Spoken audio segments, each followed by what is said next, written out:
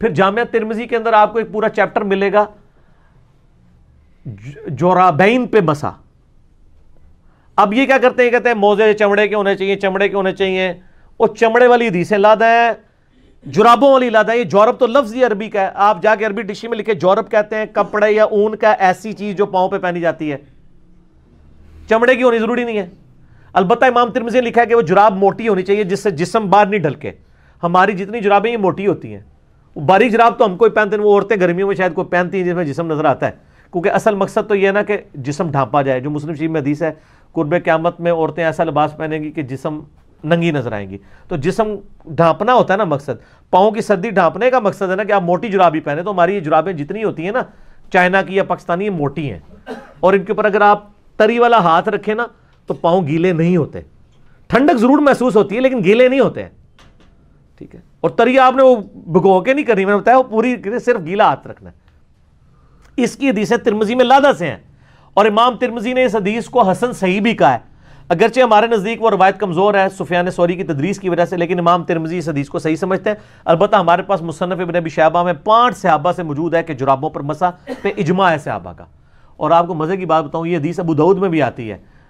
جو دیوبندیوں کی ابو داؤد ہے نا, اس میں انہوں نے نا لکھ دیا ہے کہ ہم بھی جرابوں پہ مسح کے قائل ہیں, لیکن پبلک کو کہانی وہی کرائی ہوئی ہے کہ بغلوں میں بت رکھ کے آتے تھے, رفع الیدین ہوتا تھا. پبلک کو جرابوں والے کو دیکھ لیں تو کوئی جاہل بندہ بھی ہو کہتا ہے نہ تے نہیں ہوتا جی مسا, تو اس کو پوچھو بھی کدھر لکھا ہے, تو پتہ نہیں انہوں نے بھی بزرگوں کو سنا ہے. بزرگ فرماتے ہیں تو بزرگ فرما کے لکھ کے ٹر گئے جے. اور امام ترمذی نے کمال کیا جی. امام ترمذی رحمہ اللہ نے اس کے ساتھ ایک واقعہ لکھا ہے کہ امام ابو حنیفہ رحمہ اللہ جس مرض میں فوت ہوئے, جامعہ ترمذی میں جرابوں والی, امام ترمذی کو پتا تھا کہ جرابوں اور چمڑے کے موزوں کا جو فتنہ ہے وہ امام حنیفہ رحمہ اللہ کی وجہ سے کھڑا ہوا ہے. فتنہ سے مراد عربی والا فتنہ, پنجابی والا نہیں, آزمائش کہ امت میں 2 رائے. تو امام ترمذی نے واقعہ لکھا ہے باقاعدہ کہ امام حنیفہ جس مرض میں فوت ہوئے, مرنے سے 1 ہفتہ پہلے انہوں نے اپنے پاؤں پہ جرابیں چڑھائیں یہی والی, اور پھر ان پہ مسح کیا, اور فرمایا کہ میں نے آج وہ کام کیا جو آج سے پہلے کبھی نہیں کیا. یعنی میں قائل ہوتا ہوں اس بات کا کہ چمڑے کے موزوں کے علاوہ ان جرابوں پہ, ان تک حدیثیں بعد میں پہنچی ہوں گی, لیکن جو پچھلے ہیں نا ان تک آج تک بھی ان تک پہنچ کے وہ توبہ بھی کر چکے. یہ کہتے ہیں نہیں حضرت تھوڑا ریویو کرو, ہو سکتا ہے تسی پہلے ٹھیک ہی کیا ہوئے, کیونکہ تسی جو فرما دیتا ہو تو چینج ہو ہی نہیں سکتا, نعوذ باللہ. یہ پروٹوکول تو نبی علیہ السلام کا ہے, ما ضل صاحبکم وما غوا. تمہارے نبی نہ کبھی بہکے ہیں نہ کبھی بہرا چلے ہیں. مصیبت کھڑی کی ہوتی ہے, وہ بیچارے وہ چمڑے کے موزے, اب جو لوگ آفیسز میں کام کرتے ہیں وہ بیچارے کہتے ہیں کہ کیا کریں جناب, ہم 1 نمبر بڑا بوٹ لیں. چمڑے کا موزہ پہننے کے لیے تو آپ کو 1 نمبر بڑا بوٹ لینا چاہیے, ٹھیک ہے جی. بڑی مصیبت انہوں نے لوگوں کے لیے. میرے بھی پاؤں مطلب سردیوں میں خراب ہو جاتے تھے, مجھے تو اللہ کا شکر ہے میں نے تو کلپ بھی, آپ یوٹیوب پہ میرا کلپ دیکھیں جرابوں پر مسح اور امام حنیفہ کا رجوع, اس میں میں نے باقاعدہ وہ جے پی جیز میں وہ HD کیمرے میں وہ حدیثیں دکھائی ہیں. تو کہ بھی امام حنیفہ رجوع کر کے فوت ہو چکے, تسی ہن زندہ ہو, اللہ دے بندے ہو, تواڈے بزرگ جن کے اوپر آپ کا تکیہ تھا وہ توبہ کر کے فوت ہو چکے ہیں, آپ تو رجوع کرو. لوگوں کو مصیبت میں ڈالا ہوا ہے. اب آفیس میں لوگ جاب کرتے ہیں تو وہ کہتے ہیں اب چمڑے کے موزے لیں تو 1 نمبر بڑا بوٹ لیں گے, پھر گرمیوں میں کیا کریں گے, گرمیوں کے علاوہ بوٹ لیں گے. مصیبت ڈالی ہوئی انہوں نے قوم کو.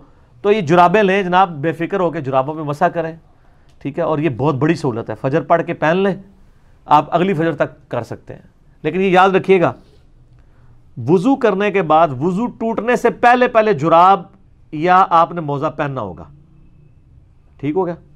اور جب آپ نے جراب اور موزہ پہن لیا, اب آپ کا وضو ٹوٹ گیا, اب آپ اگلے وضو میں پاؤں نہیں دھوئیں گے بلکہ مسح کریں گے جس طریقے سے میں نے بتایا. لیکن اس دوران جراب یا موزہ اتار نہیں سکتے. ایک بندہ جراب چڑھا لے, اس کے بعد جرابیں اتار دے, جیسے ہی جراب اتاریں گے نا پھر زیرو ہو جائے گا کام, نہ پھر نہیں آگے چل سکتا کام, کیونکہ جراب اتارتا ہی نا وہ وضو, اور آپ کا وہ والا وضو گیا جو جراب کے اوپر قائم تھا. اگر آپ نے مسح کیا ہوا ہے نا اس پہ, تو جراب اتارتا ہی وہ والا وضو ختم. اب آپ دوبارہ دھوئیں گے. اچھا آپ کو بتاؤں, حنفیوں نے ایک اور مسئلہ نکالا ہوا ہے. ان کے نزدیک یہ ہے کہ آپ جو موزے ہیں نا وہ خالی پاؤں دھو کے بھی پہن سکتے ہیں. پتہ ہے آپ کو, سر اسی تے پیتو نا, یہ فقہ حنفی کا بنیادی مسئلہ ہے کہ آپ صرف پاؤں دھوئیں, جرابیں پہن لیں, پورا وضو کرنے کی ضرورت نہیں ہے, اور جب وضو آئے تو آپ مسح کر لیں.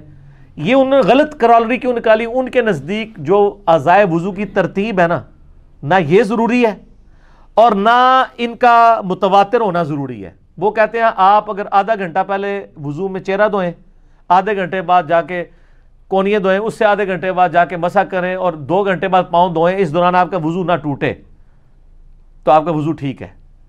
اور ترتیب میں ویسے تو یہ شیعہ کو کہتے ہیں نا, وہ بھی جھوٹ بولا, ویسے شیعہ پہلے پاؤں دھوتے ہیں. شیعہ پاؤں پہلے نہیں دھوتے ہیں, وہ ویسے مٹی صاف کر رہے ہوتے ہیں, وہ بھی چہرے سے ہی وضو شروع کرتے ہیں, پاؤں پہ اینڈ پہ مسح کرتے ہیں. وہ تو میں نے بتایا مصنف ابن ابی شیبہ میں اکرمہ جو تھے ابن عباس کے شاگرد, وہ بھی پاؤں پہ مسح کے قائل تھے. تسی جراباں دے مسح دی گل کر رہے ہو, اسی بغیر جراباں دے بھی مسح دے قائل ہاں, ٹھیک ہے نا جی.